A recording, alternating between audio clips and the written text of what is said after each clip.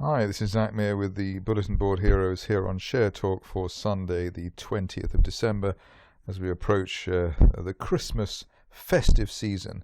Starting off with Agronomics, where we've got this very good-looking rising trend channel there from the early part of October, broken through the previous 9.5 pence intraday high of December, and while there's no end-of-day close back below that, we should head quite directly towards the top of the October channel, as high as 15 pence by the end of next month. At this stage, only really back below the 20-day line, and the last swing low for this market at 8 pence, really delaying the upside scenario. But hopefully we just head directly through to 14 pence plus or 15 pence plus without any break back below 9.5. On to Asimilar, which has had months trying to regroup after the rather disappointing return in the late summer for the shares, bouncing off 20 pence a couple of times, and we've got an uptrend line there from September running through around 23 pence at the moment. Broken this line of resistance from November around the same 23 pence area, 23.5 let's say, and the 50-day moving average broken on a weekly close basis at 24 on Friday, at least while we're above the 50-day line, looking for 32, 33 pence, which is the top of the rising September trend channel, hopefully as soon as the end of next month. Next up, a stock which looks rather similar to the first stock we looked at, Agronomics. Here we've got a sort of longer version of Agronomics, all active asset capital. Very, very strong move on Friday, just sort of spiked up there around 1 o'clock and then never looked back. The rather simple call at the moment is that while we're above 10 pence, which was the initial December resistance, we're up to hopefully the August resistance line projection there as high as 16 pence, hopefully as soon as the end of next month, and actually obviously the way things are going, the end of this month, but let's see how we go. As I said with Agronomics, ideally there's no break back below the initial December peak. Onto a stock which has amazed even me after 30 years in the saddle looking at these things.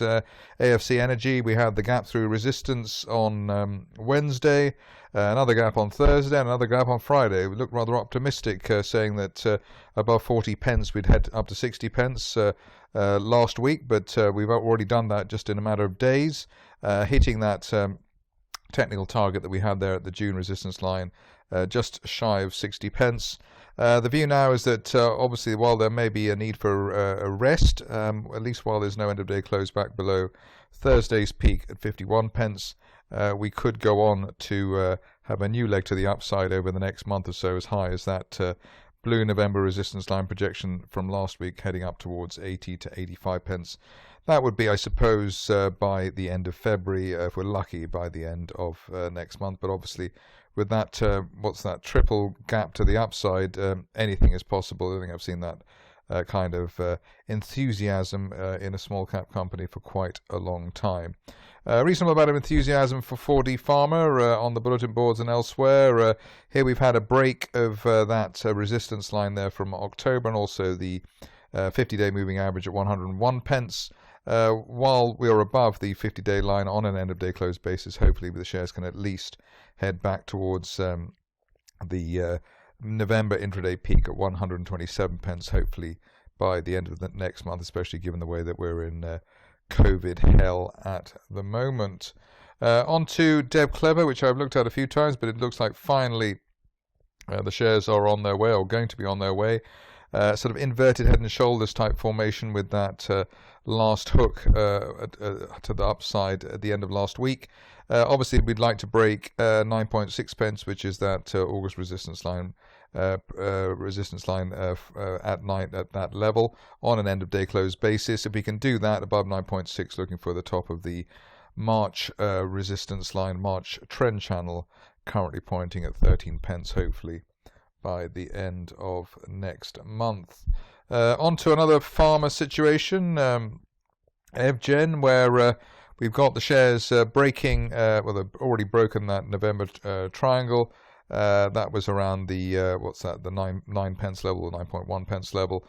Nice end of week close above the 50-day and at the 200-day moving averages at 10.2 pence for the 200-day line. 200-day line also rising very sharply, which implies that we should head quite directly towards the post-May resistance for the shares above 15 pence, and that's valid while we hold above the 9.5 pence area, which is that now the area of that broken October or November resistance line. So basically above 9, looking for 15 pence plus. Moving along to a stock where there seems to be a lot of speculation, more than average, I would say.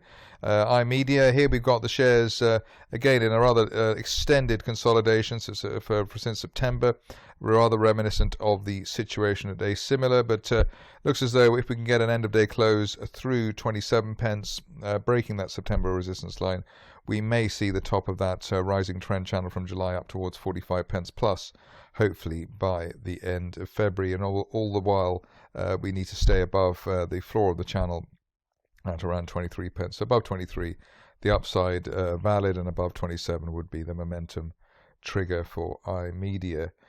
Just a few to go now. Ironveld is next, and here we've got an interesting technical setup, given the way that we had that final bear trap below 0.34, so down to what was that, 0.32 for December, then broke that line of resistance and falling wedge from September, October around the 0.45 level. Above that, looking for the 50-day moving average and the gap down there during November around the 0.75 pence area. So above 0.45 for Ironveld, heading towards hopefully around the 0.75 pence area, and ideally as soon as the end of next month.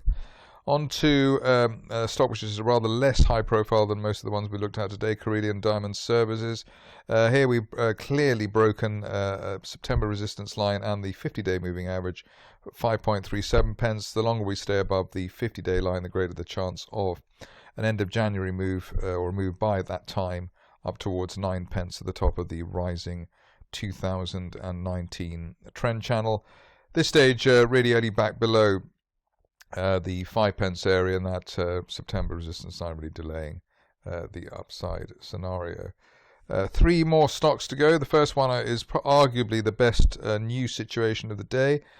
We've got Pharos Energy with the break that we had up through the 200-day moving average last month, around 16 pence. Since then we've drifted higher, and the longer we remain above November resistance at 17.5 pence, the greater the chance of a move towards the top of the broadening triangle from April, currently pointing at 38 pence, and hopefully that can be seen by the end of February. Upside valid at least while we hold above the 200-day moving average.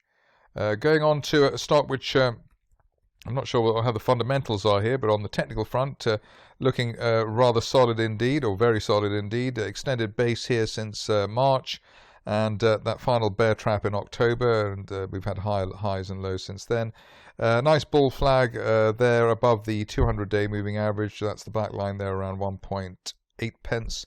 And the longer we stay above the 200-day line, the greater the chance of a move to the top of that rising April trend channel at 6 pence, hopefully by the end of February. If you're cautious on the situation, which some may be, look for an end-of-day close through 2.3 pence.